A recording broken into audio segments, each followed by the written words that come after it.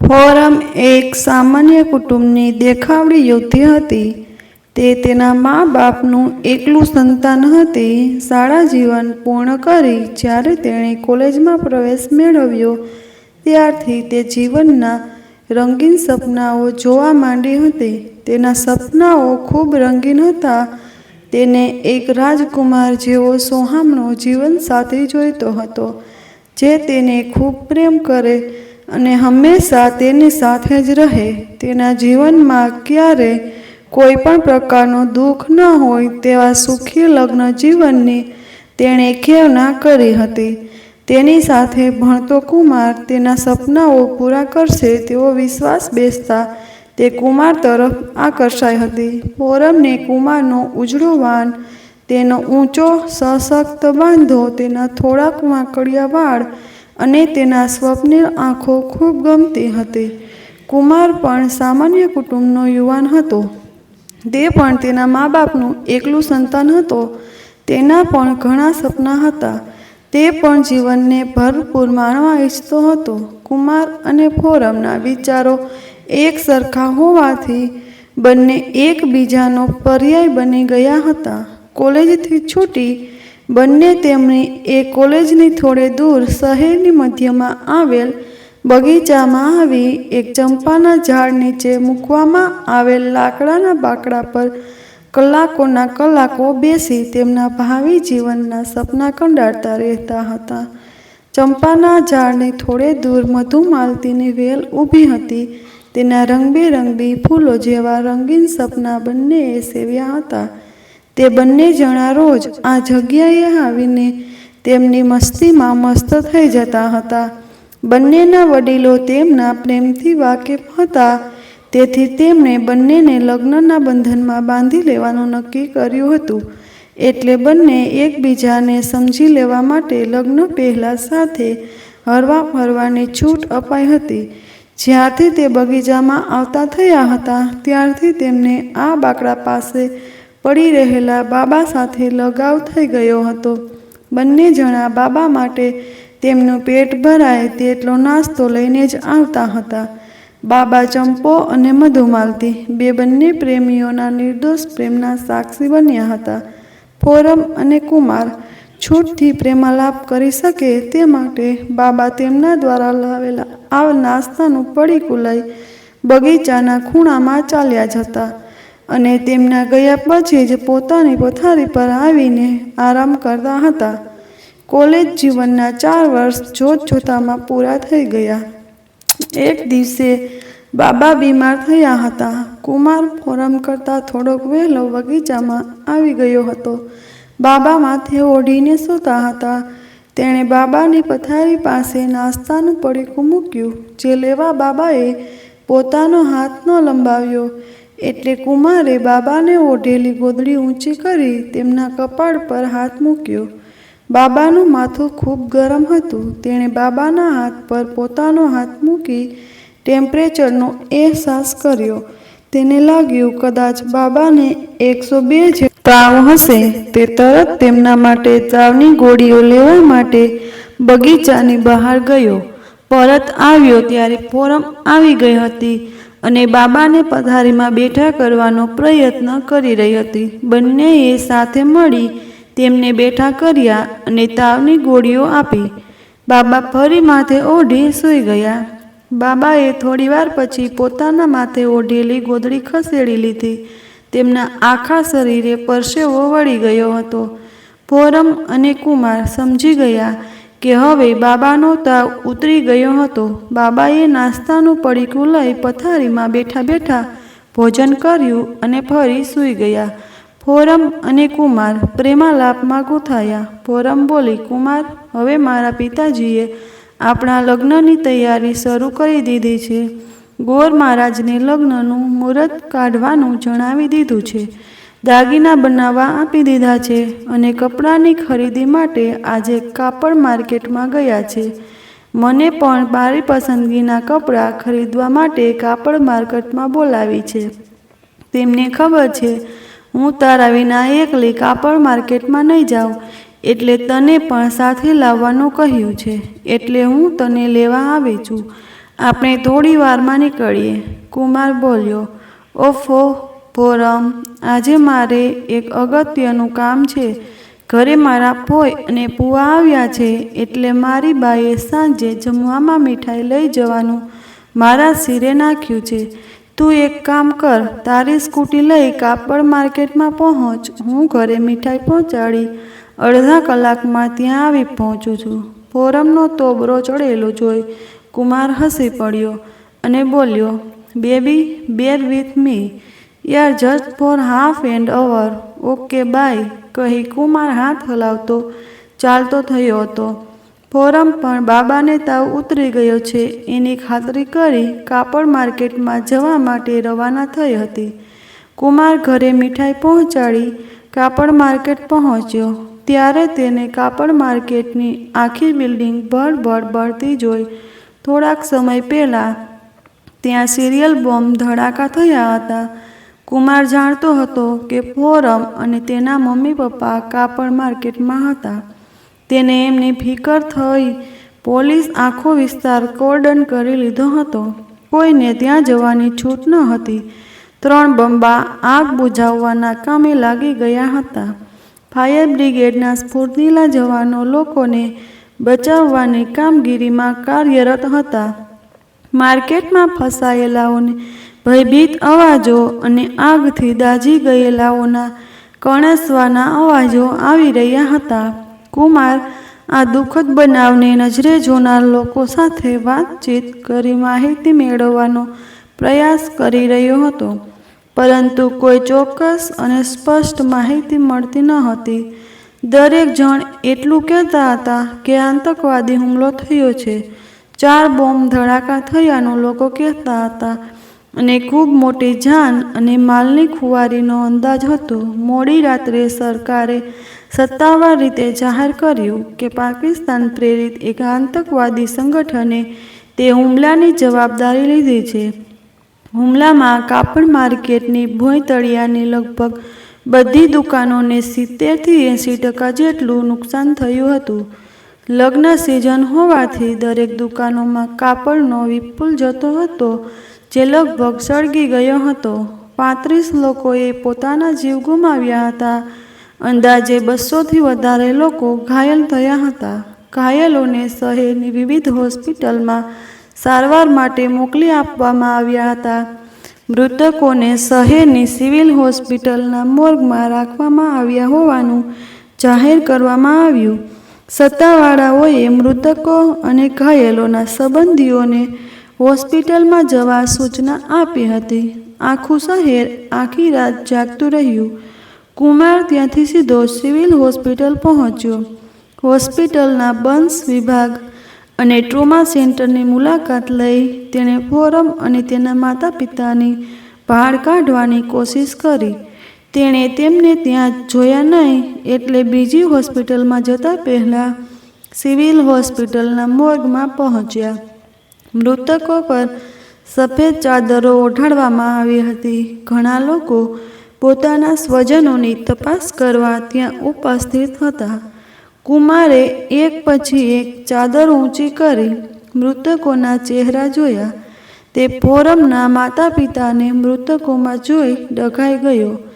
તેણે બધા મૃતકોને ફરી એકવાર જોઈ લીધા. ફોરમ તેમાં ન હોવાથી તેને ફોરમ જીવતી હોવાની આશા બંધાઈ. તે ફોરમના સમાચાર મેળવવા માટે એક હોસ્પિટલથી બીજી હોસ્પિટલ વચ્ચે દોડાદોડી કરતો રહ્યો, પરંતુ ફોરમ કોઈ હોસ્પિટલમાં તેને જોવા ન મળી. કદાચ તે ઘરે પહોંચી ગઈ હશે તેમ માની તે ફોરમના ઘરે પહોંચ્યો, પરંતુ ત્યાં દરવાજે તાળું લટકતું જોઈ તેને ફોરમ વિશે ફિકર થવા માંડી. કાપડ માર્કેટના બેઝમેન્ટમાં પણ એક ધડાકો થયો હતો અને ઘણા વાહનો સળગી ગયા હતા. પોલીસને ત્યાંથી જે વાહનો મળ્યા હતા તે પોલીસ સ્ટેશનના કમ્પાઉન્ડમાં રાખવામાં આવ્યા હતા. કુમારને તેમાં ફોરમની અડધી સળગી ગયેલી સ્કૂટી જોવા મળી. તેનો મતલબ કે ફોરમ ધડાકા પહેલાં કાપડ માર્કેટ પહોંચી ગઈ હતી. તેમ છતાં ફોરમ ઘાયલો અને મૃતકોમાં જોવા મળી ન હતી. તો પછી તે ક્યાં ગઈ? તે કુમાર માટે કોયડા સમાન હતું. કુમારે પૂરમના માતા પિતાને સબોનો કબજો મેળવ્યો અને પૂરમના સંબંધીઓને સાથે રાખી તેમનો અગ્નિ સંસ્કાર કર્યો. તેણે પૂરમ ગુમ થવાની ફરિયાદ નોંધાવી, જેની પોલીસ સત્તાવાળાઓએ રજિસ્ટરમાં જાણવા જોગ નોંધ કરી આગળની કાનૂની કાર્યવાહી શરૂ કરી. કુમારનું મન કહેતું હતું કે પૂરમ જીવે છે, પરંતુ તેને સમજણ નહોતી પડતી હતી કે ગઈ ક્યાં. ધડાકા પછી ફાયર બ્રિગેડ દ્વારા ખૂબ ઝડપથી આગ કાબૂમાં લઈ લેવામાં આવી હતી. એટલે કોઈ માણસ પૂરેપૂરું આગમાં બળીને ખાખ થઈ જાય એ વાત માનવા લાયક ન હતી. પૂરમના માતા પિતા લાશો પાસે મળી હતી, માટે જો પૂરમ તેમની પાસે પહોંચી હોત અને તેનું મૃત્યુ થયું હોત તો તેની લાશ પણ તેમની પાસે જ હોવી જોઈતી હતી. પૂરમની લાશ તેના માતા પિતા પાસે ન હતી. એનો મતલબ કે પૂરમ માર્કેટમાં ક્યાંક અન્યત્ર હોવી જોઈએ. કુમારે પોલીસ અધિકારીઓ સાથે તેના મનમાં ઉઠતા દરેક સવાલો બાબતે ચર્ચા કરી હતી, પરંતુ પૂરમ વિશે તેને કોઈ સંતોષકારક જવાબ મળતો ન હતો. એક પોલીસ અધિકારીએ કહ્યું, કદાચ તેવું બને કે જે જગ્યાએ બ્લાસ્ટ થયો હતો પૂરમ તેની નજીક હોય તો બ્લાસ્ટના કારણે તેના શરીરના કૂર્ચા ઉડી ગયા હોય અને તેની લાશ ન મળી હોય. આ દલીલ પર કુમારના ગળે ઉતરતી ન હતી, કેમ કે ચારેય ફિદાયી હુમલાખોરોના ક્ષત વિક્ષત મૃતદેહ મળી આવ્યા હતા. કુમાર સતત 2 વર્ષ સુધી પૂરમની શોધખોળ માટે પોલીસ સ્ટેશનના ધક્કા ખાધા, પરંતુ તેને નિરાશા જ સાંપડી હતી. કુમાર પૂરમના વિયોગમાં ઉદાસ રહેવા લાગ્યો હતો. તે કલાકોના કલાકો બગીચાના તેમના પ્રિય બાંકડા પર જઈને બેસી રહેતો અને પૂરમને યાદ કરી ગુમસુમ રહેતો હતો. બાબા તેને આશ્વાસન આપતા હતા, પણ કુમાર પર તેની કોઈ અસર થતી ન હતી. કુમારના માતા પિતા પૂરમને ભૂલી જઈ તેને મનગમતી અન્ય યુવતી સાથે લગ્ન કરી ઘર સંસાર વસાવી લેવા ખૂબ કાલાવાલા કરતા, પરંતુ કુમારને વિશ્વાસ હતો કે પૂરમ જીવતી છે, માટે તેમની વાત માનતો ન હતો. દિવસે દિવસે કુમારનું મન સંસાર પરથી ઉઠતું જતું હતું. તેને જીવન જીવવામાં કોઈ રસ ન રહ્યો હતો. તેના માતા પિતા તેના જીવનને નવપલિત કરવા માટે દવા દારૂ ઉપરાંત દોરા ધાગા બાધા આખડી કરતા હતા, પણ કુમારે જાણે જીવન ત્યાગી દેવાનો સંકલ્પ કર્યો હોય તેમ દિવસે દિવસે એકાંકિત થતો ગયો. પૂરમના ગુમ થયાને લગભગ 4 વર્ષ જેટલો સમય વીતી ગયો હતો. કુમાર હવે બાબા પાસે બગીચામાં પણ આવતો ન હતો. એક દિવસ બાબા કુમારના ઘરે પહોંચ્યા. તેમની સાથે એક વયોવૃદ્ધ સાધુ મહારાજ હતા. સાધુ મહારાજ માથે ભગવા રંગની પાઘડી હતી. સફેદ જબ્બા અને ધોતીમાં સજ્જ સાધુ મહારાજ ખૂબ જ્ઞાની દેખાતા હતા. તેમની દાઢીના બધા વાળ સફેદ થઈ ગયા હતા. જાણે દાઢીના વાળમાં શેમ્પૂ કર્યું હોય તેમ તેમની છાતી સુધી ફેલાયેલી તેમની દાઢીનો એક એક વાળ છૂટો અને ફરફર થતો હતો. જ્ઞાનનું તેજ તેમના ભાલ પ્રદેશ પર સ્પષ્ટ વર્તાતું હતું. બાબા પાસેથી કુમારની વાત સાંભળી તે કુમારના ઘરે આવ્યા હતા. કુમારના માતા પિતા કોઈ સંત મહાત્માને પોતાના ઘરે આવેલા જોઈ અડધા થઈ ગયા. તેમણે મહારાજને પોતાના દીકરાની નિરાશાની ગર્તામાંથી બહાર લાવવા માટે કાકલુદી કરી. ખાટલામાં પડેલા કુમારના આખા શરીરે હાથ ફેરવી મહાત્માએ કુમારના માથા પર હાથ મૂકી બોલ્યા, ચલ બેટા, ખડા હો જા. કુમારે કોઈ અજાણ્યો અવાજ સાંભળી તેની આંખ ખોલી. સામે મહાત્મા જોઈ તે ફીક્કું હસ્યો. મહાત્મા એના ખાટલા પર બેઠા અને કુમારનું માથું તેના ખોળામાં લઈ તેના માથે હાથ ફેરવતા રહ્યા. તેમણે બાબા પાસેથી કુમાર અને પૂરમની બધી વાતો જાણી હતી. કુમાર અવારનવાર આંખો ખોલી મહાત્મા સામે જોતો હતો. જ્યારે કુમારની આંખો મહાત્માની આંખો સાથે મળતી ત્યારે અલૌકિક અનુભૂતિ થતી. તે મહાત્માની આંખોમાંથી નીતરતા દિવ્ય તેજથી અભિભૂત થઈ આંખો બંધ કરી દેતો હતો. કુમારને મહાત્માનો સ્પર્શ ગમતો હતો. તેનામાં કોઈ અલૌકિક પ્રવાહ હતો તેવી અનુભૂતિ થતી હતી. મહાત્માએ કુમારના પિતાને ફોરમનો ફોટો આપવા કહ્યું. કુમારની માતાએ કુમાર અને ફોરમનો એક સંયુક્ત ફોટો મહારાજ સામે ધર્યો. મહારાજ બંનેના ફોટાને થોડીવાર માટે જોઈ રહ્યા અને તેમની આંખો મીચી ધ્યાનસ્થ થઈ ગયા. થોડી વાર પછી મહારાજે આંખો ખોલી અને બોલ્યા, બેટા કુમાર, ચલ અબ ખડા હો જા, ફોરમ જિંદા હૈ. મહાત્મા દ્વારા બોલાયેલા શબ્દો ફોરમ જિંદા હૈ એ જાણે કુમારના શરીરમાં પ્રાણ ફૂંક્યો હોય તેમ કુમાર એકદમ તેની પથારીમાં બેઠો થઈ ગયો અને બોલ્યો, સચ મહારાજ, ફોરમ જિંદા હૈ? કહાં હૈ મેરી ફોરમ? મહારાજ મુझे बताइए. કુમારે મહાત્માના ચરણ પકડી લીધા. મહાત્મા બોલ્યા, शायद यहाँ से बहुत दूर है, वो कोई मुसीबत में फंस गई है, हम उसे ढूंढ लेंगे, तू तैयार हो जा, हम कल से उसे ढूंढने निकलेंगे, तुम्हें मेरे साथ आना पड़ेगा.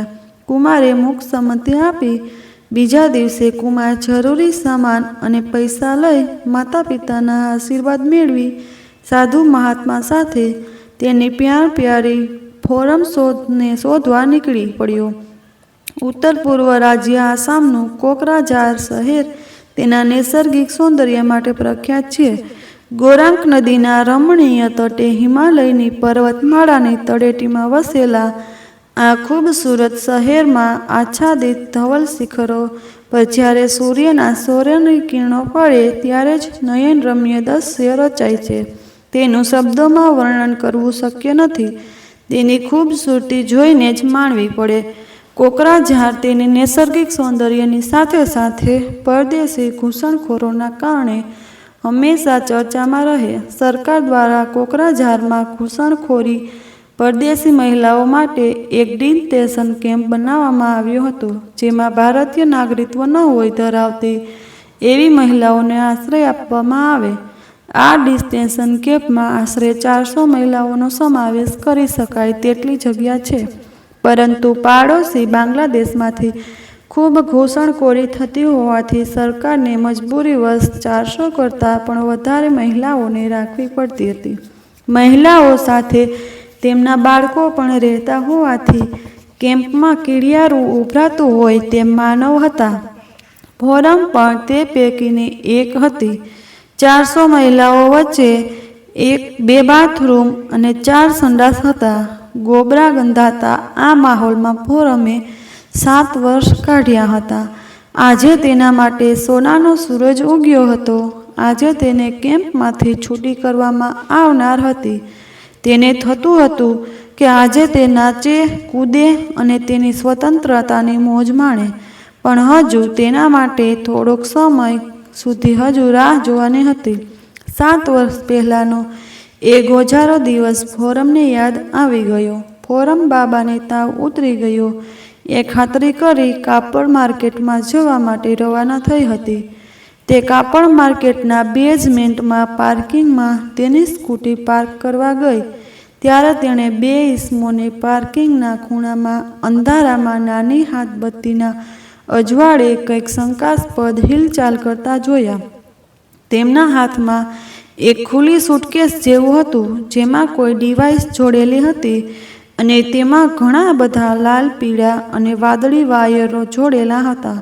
ફોરમ સમજી ગઈ કે આ લોકો આતંકવાદીઓ છે અને કાપડ માર્કેટમાં ટાઈમ બોમ્બ વડે વિસ્ફોટ કરવા માગે છે. તેણે તેમને પડકાર્યા એટલે એક જણે આવી તેનું મોઢું દબાવી દીધું અને કોઈકને ઈશારો કર્યો એટલે પાર્કિંગના બીજા છેડેથી એક વાન જેવી ગાડી આવી, જેમાં તેને પરાણે ધકેલી દીધી. તેને ક્લોરોફોર્મ સૂંઘાડી બેહોશ કરી. ફોરમને ભાન આવ્યું ત્યારે તેણે જાતને એક જહાજના ભોંયતળિયામાં બંધનાવસ્થામાં જોઈ. એનું આખું શરીર તૂટતું હતું. તેને ખૂબ ભૂખ અને તરસ લાગી હતી. ફોરમે આજુબાજુ નજર નાખી, પણ તેને કોઈ નજરે ન પડ્યું. તેના મોઢા પર ટેપ મારેલી હતી એટલે ફોરમ કોઈને સાદ પાડી બોલાવી શકે એમ ન હતી. તેમ છતાં તેને બંધ મોઢે અવાજ કરવાનો પ્રયત્ન કર્યો, જે સાંભળી એક વાંકડિયા વાળવાળો કાળો આધેડ વયનો પુરુષ તેની પાસે આવ્યો. તેને પાણી આપવા ઈશારો કર્યો એટલે એક બોટલ પાણી લઈ આવ્યો અને તેની સમક્ષ બોટલ મૂકી. ત્યારબાદ તેણે મોઢા પરથી ટેપ હટાવી પાણીની બોટલ તેના મોં આગળ ધરી. ફોરમ બંધાયેલા હાથે બોટલ પકડી આખી બોટલ પાણી પી ગઈ અને મને ભૂખ લાગી છે, માટે મને ખાવાનું આપ, તેવું તેણે ગુજરાતી અને ત્યારબાદ હિન્દીમાં કહ્યું. તે માણસ કદાચ ગુજરાતી કે હિન્દી ભાષા ન જાણતો હતો, એટલે તે સીડી ચડી જહાજના ઉપરના ભાગે ગયો અને બીજા એક યુવાનને બોલાવી લાવ્યો. તે યુવાને તેને હિન્દીમાં પૂછ્યું, ક્યાં ચાહીએ? ફોરમે ટૂંકો જવાબ આપ્યો, ખાના.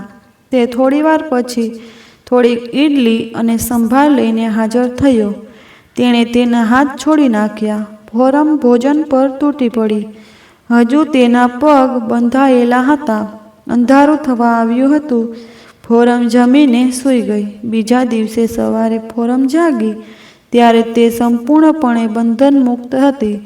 ફોરમે તેના અકળાયેલા શરીરને હરકત આપી. તેના શરીરમાં હજુ પણ દુખાવાનો અહેસાસ થતો હતો.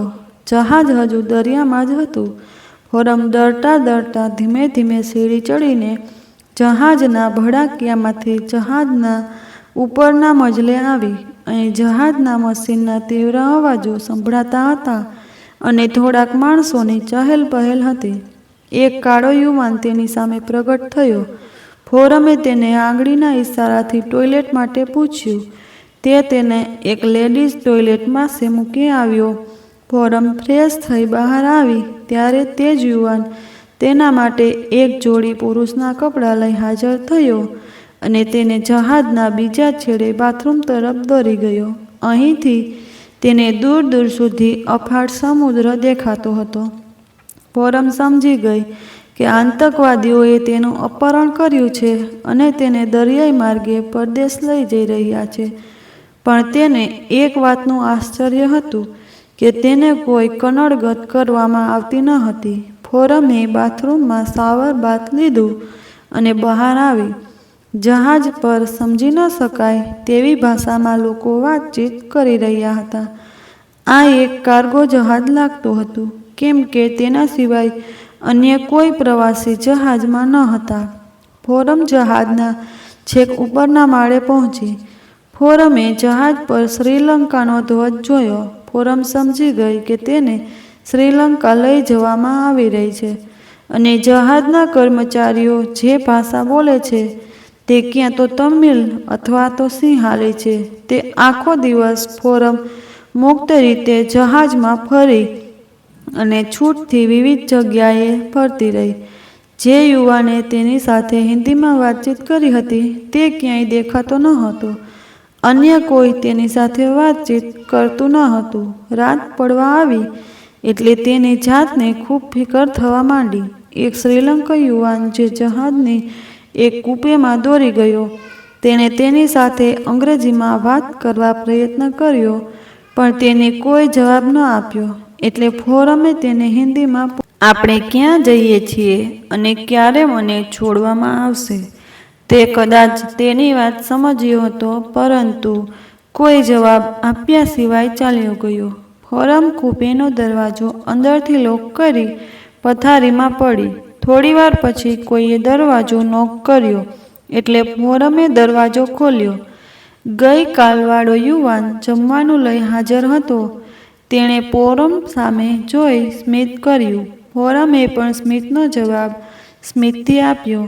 તે ખુશ થયો. ફોરમે જમતા જમતા તેની સાથે વાતચીત કરી. તે ખૂબ ઉમદા સ્વભાવનો યુવક હતો.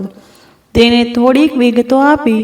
તેની સાથે વાતચીત પરથી તેને જાણવા મળ્યું કે તે એક શ્રીલંકન કાર્ગો જહાજ હતું અને જાફના જઈ રહ્યું હતું. બીજા દિવસે સાંજે તે જહાજ જાફના પહોંચવાનું હતું.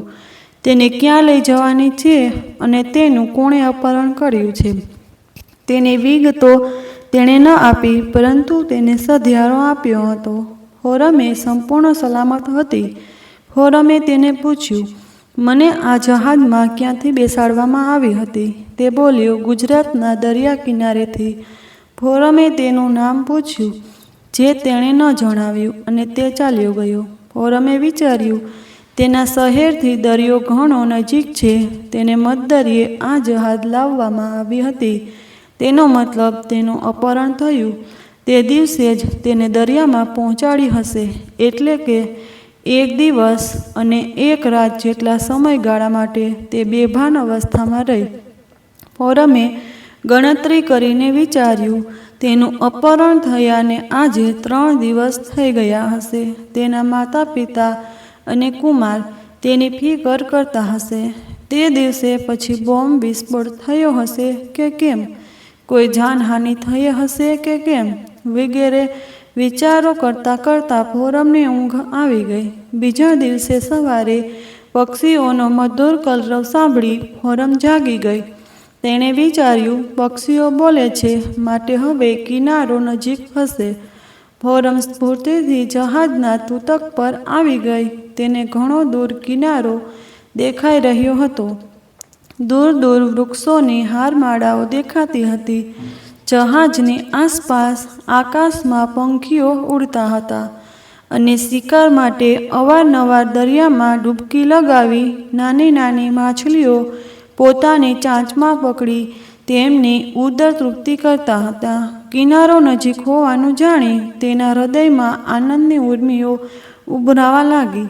તેણે પોતાનો આનંદ વ્યક્ત કરતા એક ચકરડી ખાધી. ત્યાં તેની સામે પેલો યુવાન પ્રગટ થયો. ફોરમ શરમાઈ ગઈ. તે તેની સામે જોઈ હસ્યો. તેને પણ તેનો પડઘો આપ્યો. તે યુવાનને ફોરમને ફ્રેશ થઈ ચા નાસ્તો માટે જહાજના પહેલા મજલે આવેલા રસોડામાં આવી જવા કહ્યું.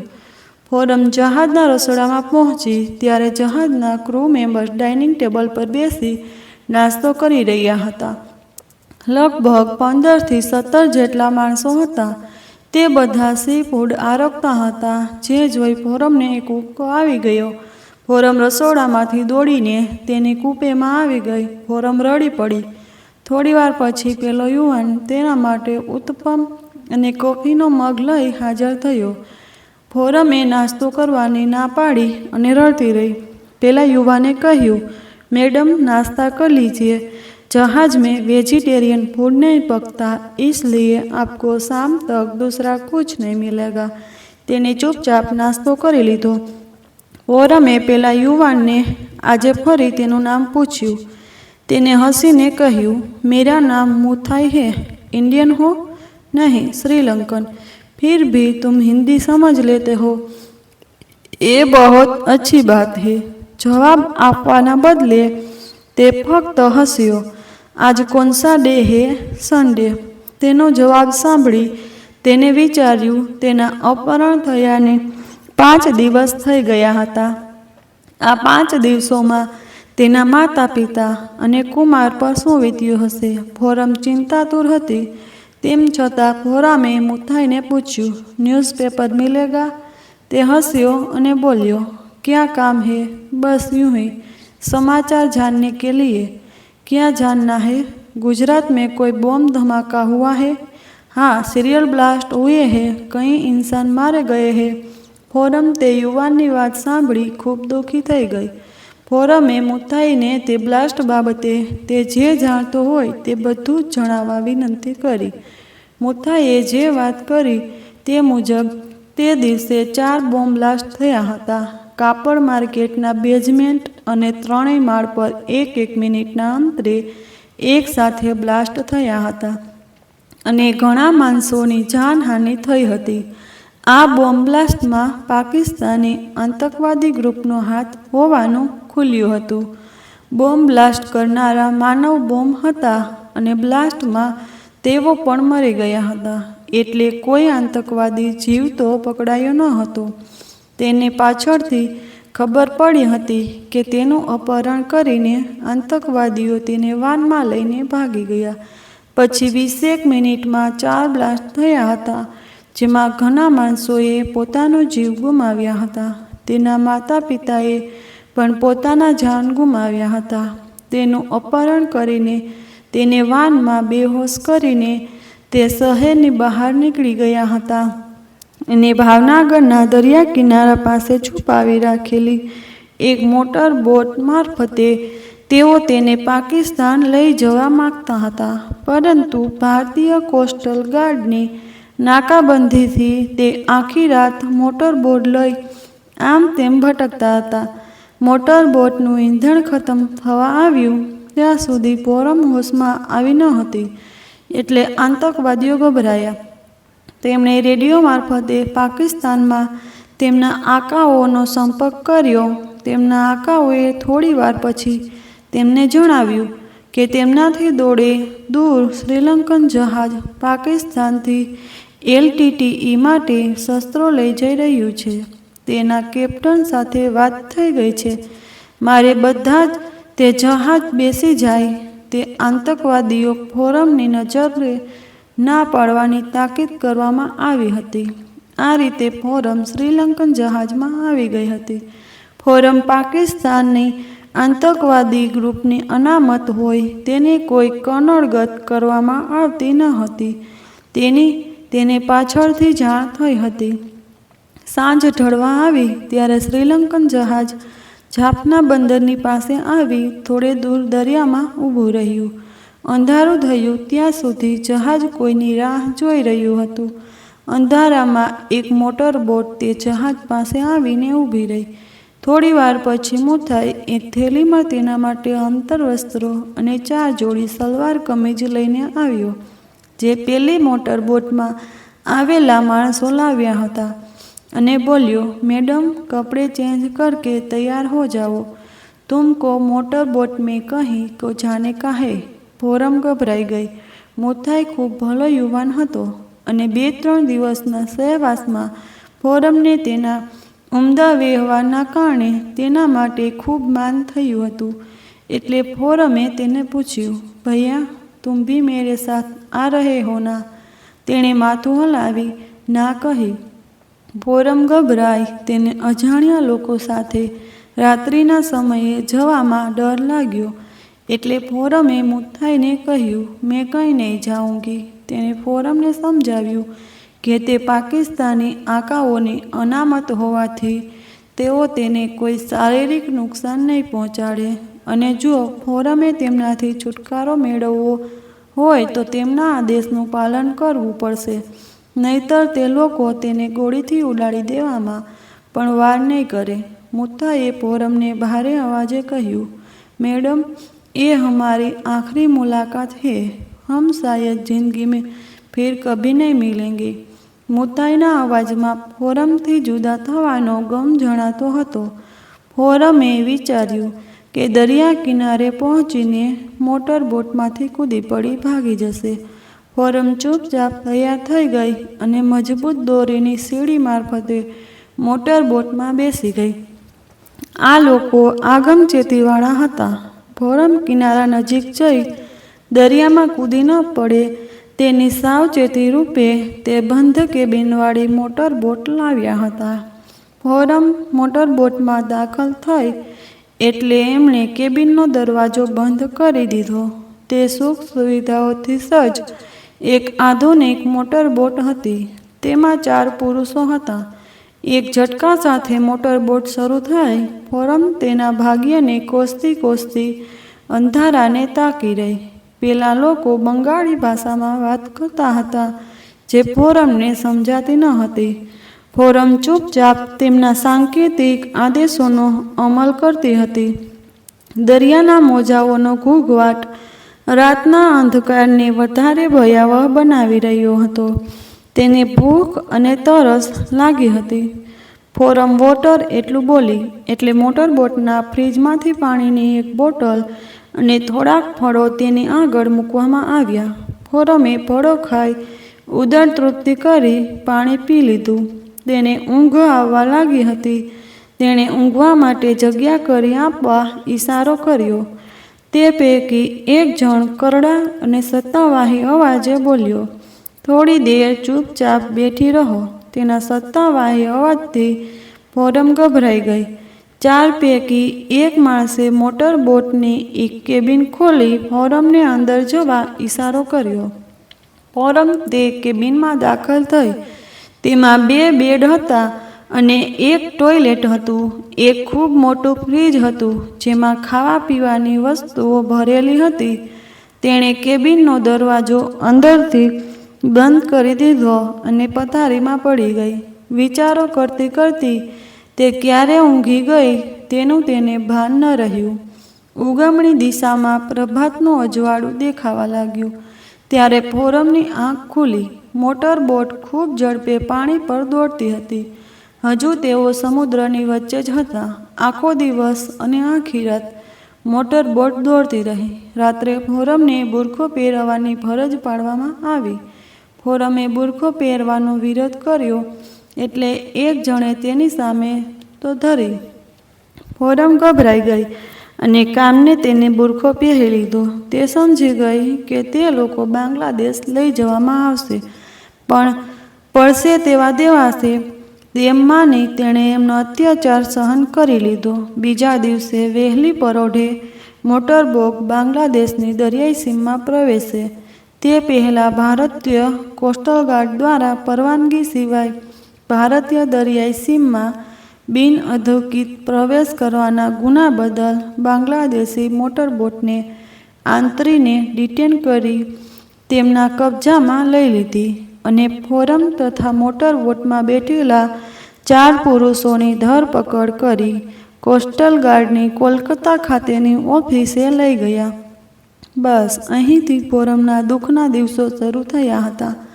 કોલકાતાની કોસ્ટલ પોલીસ દ્વારા બધાની પૂછપરછ કરવામાં આવી. પકડાયેલા માણસો પાસે બાંગ્લાદેશ પાસપોર્ટ હતા.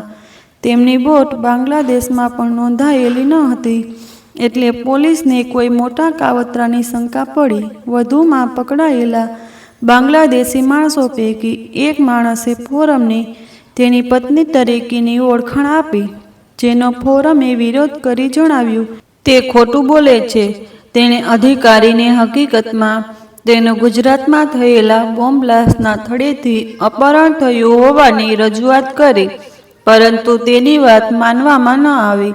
તેની પાસે તે ભારતીય છે તેવા કોઈ દસ્તાવેજો ન હતા અને ગુજરાતમાં પણ ઘણા બાંગ્લાદેશીઓ બિનઅધિકૃત રીતે રહે છે તેમ કહી ફોરમ પણ બાંગ્લાદેશી ઘૂસણખોર છે તેવું તેમણે તારણ કાઢ્યું. ફોરમે કોસ્ટલ પોલીસને વિનંતી કરી કે તેઓ ગુજરાત પોલીસને તેની વિગતો આપી તેના ઘરના સરનામે તપાસ કરાવી તે ભારતીય હોવાની ખરાઈ કરાવવામાં આવે, પરંતુ તે બાંગ્લાદેશની મોટરબોટમાંથી પકડાઈ હોવાથી તેમજ ધરપકડ વખતે ફોરમે બુરખો પહેરેલો હતો તેથી તે વિદેશી મહિલા છે તેવું માની તેની રજૂઆતને ધ્યાને લેવામાં ન આવી.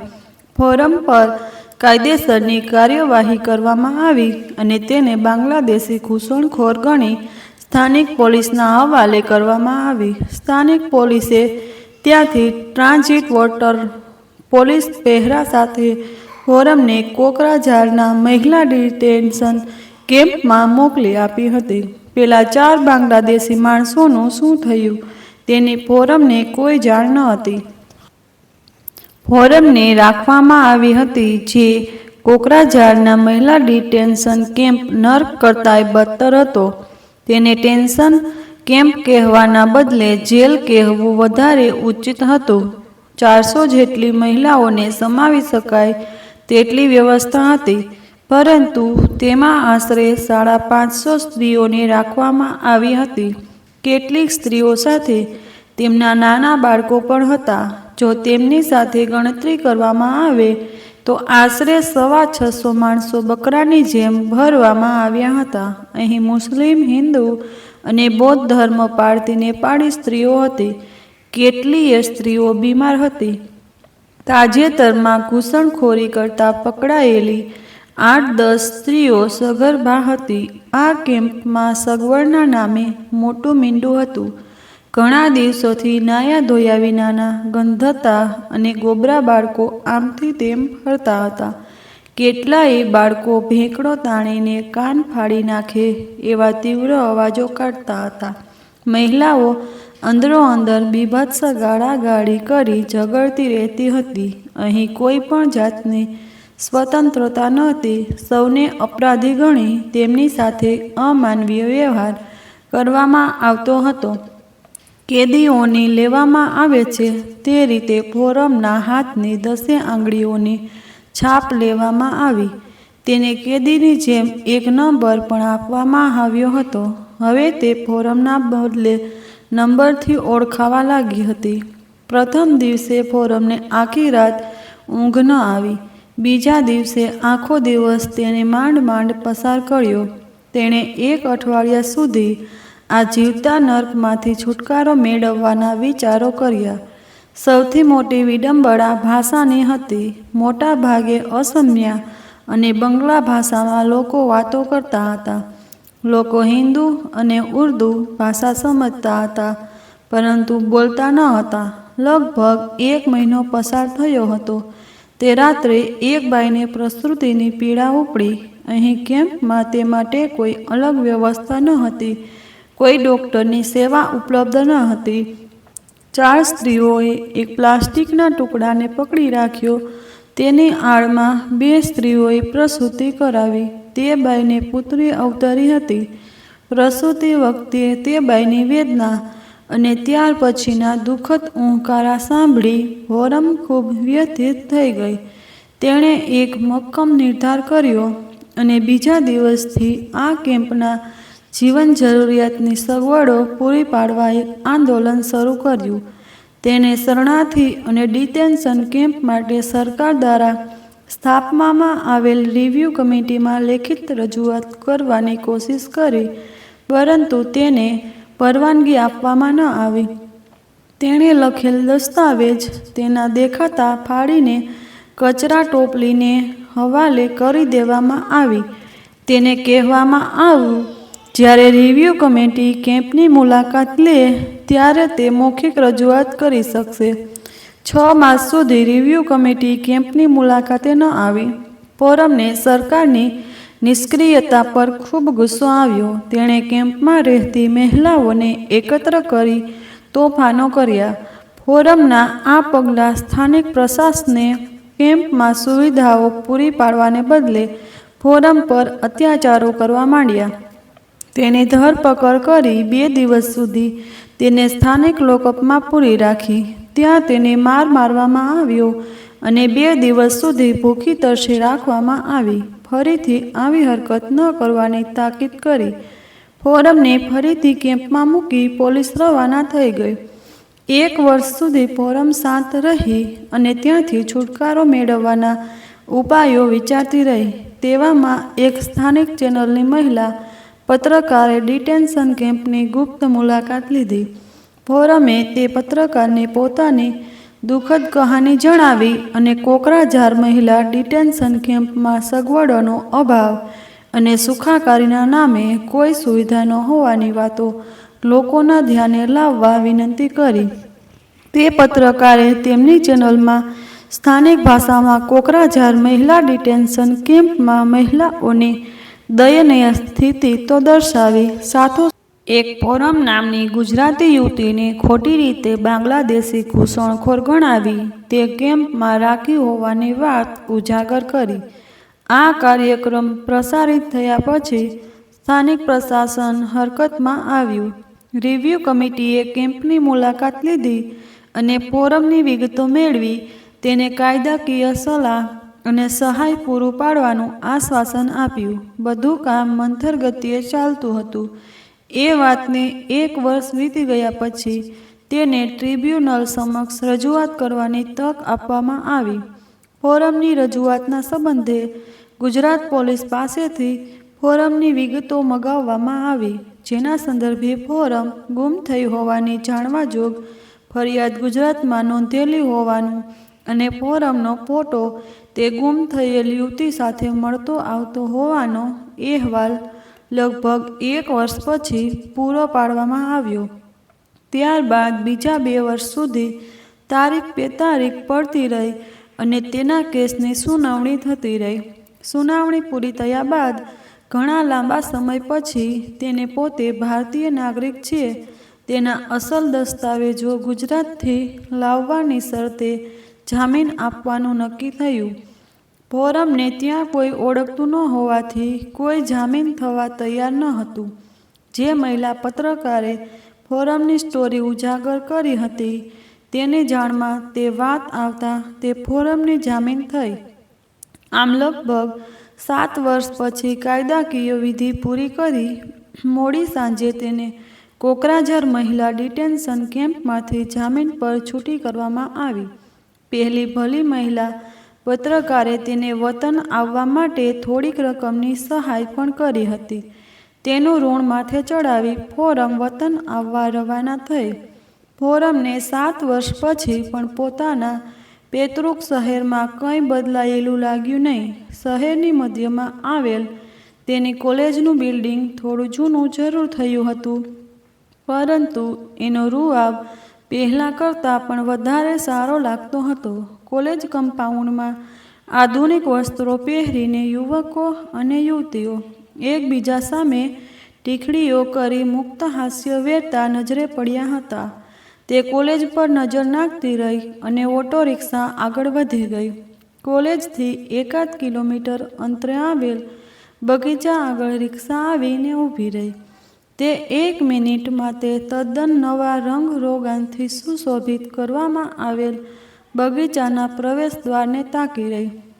ઓટો ડ્રાઈવરના "મેડમ, બગીચો આવી ગયો" ના શબ્દો સાંભળી તે હળવેથી ઓટોમાંથી નીચે ઉતરી અને ભાડું ચૂકવી બાગના પ્રવેશદ્વારમાં દાખલ થઈ. 10 પગલાં જેટલું ચાલ્યા પછી તે પાછી ફરી અને પ્રવેશદ્વારની જમણી બાજુએ આવેલી ચા નાસ્તાની હોટલો તરફ રવાના થઈ. તેની ફેવરિટ રેસ્ટોરન્ટ જય અંબે નાસ્તાગૃહ પાસે આવીને ઊભી રહી. હવે તે પહેલાં જેવી જૂની પુરાણી રેસ્ટોરન્ટ ન હતી. જય અંબે નાસ્તાગૃહના બદલે તેનું નવું નામ જોય ફાસ્ટ ફૂડ સેન્ટર હતું.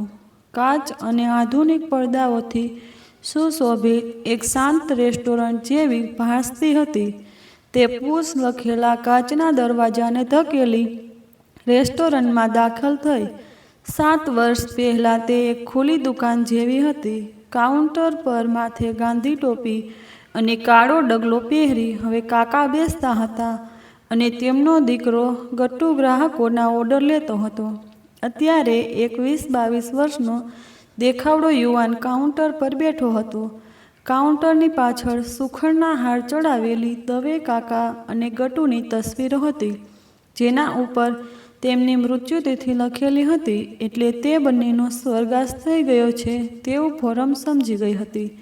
તેણે કાઉન્ટર પર બેસેલા યુવાનને પૂછ્યું, "ભાઈ, તમે ગટ્ટુભાઈના પુત્ર છો?" પેલા યુવાને હકારમાં માથું હલાવ્યું અને ફોરમને તાકી રહ્યો. તે સમજી ગયો કે આ બેન તેમના દાદા વખતથી આ રેસ્ટોરન્ટમાં આવતા હશે અને કદાચ ખૂબ લાંબા સમય પછી તેની રેસ્ટોરન્ટમાં આવ્યા હશે. તે બોલ્યો, "મેડમ, મારા દાદા વૃદ્ધાવસ્થાના કારણે 4 વર્ષ પહેલાં ગુજરી ગયા છે અને મારા પાપા એક નાની બીમારીમાં 2 વર્ષ પહેલાં ગુજરી ગયા છે." તેણે તેનું નામ જય જણાવ્યું અને કહ્યું, "હવે હું અને મારો નાનો ભાઈ મારા દાદાનો વારસો સાચવી રહ્યા છીએ. જરૂરિયાત મુજબ રેસ્ટોરન્ટનું નામ અને શકલની સાથે સાથ વાનગીઓમાં પણ ફેરફાર કર્યો છે." ફોરમ બોલી, "તમે જૂના નાસ્તાગૃહની કાયાપલટ કરી દીધી છે. હું 7 વર્ષ પછી આ શહેરમાં આવી છું એટલે મને થયું કે દવે કાકા અને ગટ્ટુભાઈને મળું અને દવે કાકાનો એ વખણાતો નાસ્તો કરી જૂની યાદો તાજી કરું. પરંતુ હવે કદાચ અહીંયા એ જૂનો નાસ્તો નહીં મળતો હોય, બરાબર ને?" જય બોલ્યો, "આંટી, અમે મારા દાદાની યાદગીરી રૂપે હજુએ પિઝા, બર્ગર જેવા ફાસ્ટ ફૂડની સાથોસાથ દાળ વડા, કચોરી અને સમોસા પણ બનાવીએ છીએ. તમે અંદર બેસો, હું વેઇટરને ગરમાગરમ દાળ વડાની ડીશ પહોંચાડવાનું કહું છું." ફોરમ, "ના બેટા, એક કામ કર, મને દાળ વડા, કચોરી અને સમોસાનું એક પાર્સલ પેક કરી આપ." જયે ઓકે કહી એક પાર્સલ મંગાવ્યું અને ફોરમને આપ્યું. ફોરમે 500 રૂપિયાની નોટ કાઢી જય સામે કાઉન્ટર પર મૂકી, જે જયે લેવાની ના પાડી દીધી. ફોરમે ખૂબ આગ્રહ કર્યો તો જયે કહ્યું, આંટી, આ કોમ્પ્લિમેન્ટરી છે. તમે 7 વર્ષ પછી મારા દાદા અને પાપાને મળવા આવ્યા અને હું પૈસા લઉં તો તેમની આત્માઓ મને માફ નહીં કરે. ફોરમ વધુ આગ્રહ કરવાનો માંડી વાળી નાસ્તાનું પાર્સલ લઈ જયનો આભાર માની રેસ્ટોરન્ટની બહાર નીકળી ગઈ અને ફરીથી બગીચામાં દાખલ થઈ. ફોરમ વિચારતી હતી, તેણે બાબા માટે નાસ્તાનું પાર્સલ તો લીધું છે, પરંતુ બાબા હયાત હશે કે કેમ? અગાઉના તેમના એ સ્થળે મળશે કે કેમ? તેવા વિચારો અને વિચારોમાં તેણે બગીચા ફરતે નજર કરી. બાગમાં પહેલાં કરતાં વધારે હરિયાળી દેખાતી હતી. દૂર પામવા ઊંચા અને સુંદર વૃક્ષોને હારમાળા નજરે પડતી હતી, જે આજથી 7 વર્ષ પહેલાં ન હતા. જોગિંગ ટ્રેક બનાવવામાં આવ્યા હતા. મોર્નિંગ વોક માટે એક સર્કલ હતું, જેમાં 750 મીટર જેટલું પાટિયું નજરે પડતું હતું. બપોરના સમયે પણ બગીચામાં ખાસી વસ્તી દેખાતી હતી. તે બગીચાના પશ્ચિમ બાજુમાં ખૂણા પાસે પહોંચવા આવી હતી. દૂરથી તેની નજર તેના પ્રિય સ્થળ પર પડી. ચંપો હવે ખૂબ મોટો થઈ ગયો હતો. પહેલાં ચંપાની થોડી દૂર ઉગેલી મધુમાલતી હવે ચંપાને વીંટાળાઈ વળી હતી. તેનો રંગ બેરંગી ફૂલોના ઝુમખા ચંપાની ડાળીઓ પરથી ડોકિયા કરીને સુમધુર હાસ્ય સાથે હવામાં તેની સોડમ ફેલાવી રહ્યા હતા. ચંપા નીચે ગોઠવેલા લાકડાના બાંકડાને નવો રંગ કરેલો જણાતો હતો. તેના પ્રિય સ્થળને જોઈ તેના શરીરમાં એક સુખદ ઝણહણાટી ફેલાઈ ગઈ. તેની આંખોમાં હર્ષના આંસુ ઉભરાઈ આવ્યા. તેણે ખૂબ ઊંડા શ્વાસ લઈ જૂની યાદોને ફેફસા મારફતે તેના દિમાગમાં પહોંચાડવાનો પ્રયત્ન કર્યો. તેની છાતી ખૂબ ઊંચી નીચી થવા માંડી હતી. તેની ચાલમાં ઝડપ આવી ગઈ. લગભગ દોડતી દોડતી તે તેના પ્રિય સ્થળ પાસે આવી પહોંચી ગઈ. પરિચિતતાનો અહેસાસ માણવા તે થોડી ક્ષણો માટે આંખો બંધ કરી ઊંડા શ્વાસ લેવા માંડી. તે લાકડાના બાંકડા પર રીતસર ફસડાઈ પડી. તેની બંધ આંખોમાંથી રેલાતા આંસુની ધાર તેના મુલાયમ ગાલ પરથી વહી રહી હતી. ફોરમ સ્વસ્થ થઈ તેની બાંકડા પાછળ કાયમ પડી રહેતા બાબાને શોધવા નજર કરી. બાબાનો ક્યાંય પત્તો ન હતો. તે બેબાકડી થઈ ગઈ. થોડેક દૂર તડકામાં તેને બાબાની પથારી નજર આવી. તેના ચહેરા પર હાસ્ય ફરી વળ્યું. તેનો ઉચાટ દૂર થયો. તેણે વિચાર્યું, બાબાની પથારી છે, માટે બાબા હયાત હશે અને ક્યાંક ગયા હશે તો હમણાં આવી જશે. તેણે નાસ્તાનું પાર્સલ તેની પાસે બાંકડા પર મૂક્યું અને હળવેકથી તેની ગરદન બાંકડાની પીઠના મથાળે ગોઠવી. તેની આંખો બંધ કરી દીધી. એકાએક પથારી ઝાટકવાનો અવાજ સાંભળી ફોરમે પાછળ નજર કરી. તેને જોયું, બાબા તેમની પથારી પાથરી રહ્યા હતા. બાબાની કાયા કંતાઈ ગઈ હતી. હવે મુઠ્ઠી હાડકાનો દેહ રહ્યો હતો. ચહેરા પર કરચલીઓ દેખાતી હતી. આંખોના બાવા સફેદ થઈ ગયા હતા. શરીરની ચામડી લબડી પડી હતી. આગળના દાંત પડી ગયા હતા. ફોરમે તેની જગ્યાએથી ઊભી થઈ બોલી, બાબા, કેમ છો? બાબાને ખૂબ ઝાંખું દેખાતું હોય તેવું લાગતું હતું. બાબા પોતાની ધ્રુજતી કાયાએ કપાળ પર હાથનું નેચું કરી આંખો ખેંચી તેમને બોલાવનારને ઓળખવાનો પ્રયત્ન કરતા જોઈ ફોરમ બાંકડા પાછળ ગઈ અને બાબા પાસે જઈ બોલી, બાબા, હું ફોરમ, મને ન ઓળખી? ફોરમે બાબાનો હાથ પકડી તેમને તેમની પથારી પર બેસાડ્યા અને તેમના માટે લાવેલ નાસ્તાનું પાર્સલ તેમની સમક્ષ મૂક્યું. બાબા ફોરમને ઓળખી ગયા. તેમની આંખોમાંથી દળદળ આંસુ વહેવા લાગ્યા. તે ફોરમને કંઈક કહેવા ગયા, પરંતુ તેના શબ્દો તેમના હિપકામાં થીજી ગયા. ફોરમ ઘણીવાર સુધી તેમની પીઠ પસવારતી રહી. તેણે બાબા સામે પાણીની બોટલ ધરી, જે તેમણે હાથના ઈશારાથી લેવાની ના પાડી. તે રડતા રડતા બોલી, ફોરમ, તારી કોઈ વસ્તુ હું સ્વીકારીશ નહીં. હું તારાથી ખૂબ નારાજ છું. તું કોઈને કંઈ જણાવ્યા વગર ક્યાં ચાલી ગઈ હતી? આવું કરી તે કુમાર સાથે દગો કર્યો છે, માટે હું તને કદી માફ નહીં કરું. તને ખબર નહીં હોય, તારા ગયા પછી કુમારની હાલત બહુ ખરાબ થઈ ગઈ હતી. તે એક જીવતી લાશ બની ગયો હતો. તને શું વાત કરું બેટા, મારાથી તેની હાલત જોઈ શકાતી ન હતી. પૂનમ બોલી, બાબા, મને કુમાર વિશે વાત કરો. હું તેના વિશે જાણવા તમારી પાસે આવી છું. હું ગઈકાલે જ આવી છું અને એક હોટલમાં ઉતરી છું. હું કુમારના ઘરે ગઈ હતી, પરંતુ તેના ઘરે તાળું છે. બાબા, મેં કુમાર સાથે કોઈ દગો નથી કર્યો. હું સંજોગોનો શિકાર બની હતી. મેં પણ આ 7 વર્ષમાં ખૂબ યાતનાઓ વેઠી છે. બાબા, પ્લીઝ કુમારની ભાળ આપો, કહી પૂનમ રડવા લાગી. બાબા બોલ્યા, પૂનમ, તું મને પહેલાં તારી સાથે વાત જણાવ, પછી જ હું કુમાર વિશે જણાવીશ. પૂનમ બોલતી રહી અને બાબા સાંભળતા રહ્યા. બાબા પૂનમને દુઃખદ દાસ્તા સાંભળી રડી પડ્યા. પૂનમ પોતાની આંખોના ભીના ખૂણા લૂછી બોલી, પ્લીઝ બાબા, મને કુમાર વિશે જણાવો. તે ક્યાં છે? બાબાએ કહ્યું, કુમારને એક સાધુ મહાત્માએ તેમના જ્ઞાન વડે તું જીવતી હોવાનું જણાવ્યું હતું. તે મહાત્મા સાથે તારી ભાળ કાઢવા ગયો હતો. તેમણે 2 વર્ષ સુધી તને શોધવાની કોશિશ કરી, પરંતુ તારા કોઈ વાવડ ન મળ્યા હતા. તે દરમિયાન મહાત્મા બીમાર પડ્યા અને તે માંદગીમાં તેમનું અવસાન થઈ ગયું, જેના કારણે તેમાં આશ્રમની જવાબદારી કુમારના શિરે આવી ગઈ. મહાત્માએ તેમના અવસાન પહેલાં કુમારને કહ્યું હતું, બેટા કુમાર, તું મારી વાત પર વિશ્વાસ રાખજે. પૂનમ જીવતી છે, તું તેને શોધવાનું ચાલુ રાખજે. તને જરૂર એકને એક દિવસે ભેટો થશે. કુમારને મહાત્મા પર સંપૂર્ણ શ્રદ્ધા અને વિશ્વાસ હતો.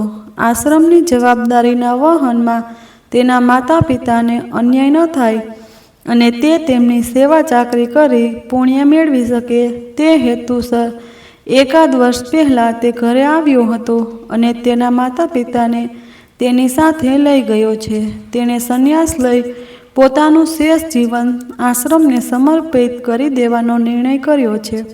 જતાં પહેલાં તે મને મળવા આવ્યો હતો અને મને પણ તેની સાથે આવવાનો આગ્રહ કર્યો, પરંતુ મારું મન ન માન્યું, એટલે હું તેની સાથે ન ગયો હતો. જતી વખતે તેણે મને કહ્યું હતું કે તેને તું જીવતી હોવાનો વિશ્વાસ છે અને તે તારી શોધખોળ ચાલુ રાખશે. તેણે મને કહ્યું હતું કે તું ભવિષ્યમાં જરૂર મને મળવા આવીશ, તેથી તે મને તેના આશ્રમનું સરનામું આપી ગયો છે અને તને આશ્રમમાં મળવા જવાનું કહ્યું છે. તેમ કહી બાબાએ પોતાની જોડીમાંથી પ્લાસ્ટિકની કોથળીમાં સાચવીને રાખેલ એક પત્ર આપ્યો. પૂનમે આશ્રમનું સરનામું વાંચ્યું. નેપાળની સરહદે અડીને આવેલ બિહારના એક સ્થળે તે આશ્રમ આવેલો હતો. પૂનમ કુમારના તેના પ્રત્યેના પ્રેમ અને પોતાના જીવિત હોવાની આસ્થા જાણી અભિભૂત થઈ ગઈ. કુમાર માટે તેના મનમાં ખૂબ અહોભાવ થયો. તે મનોમન કુમારને વંદી રહી.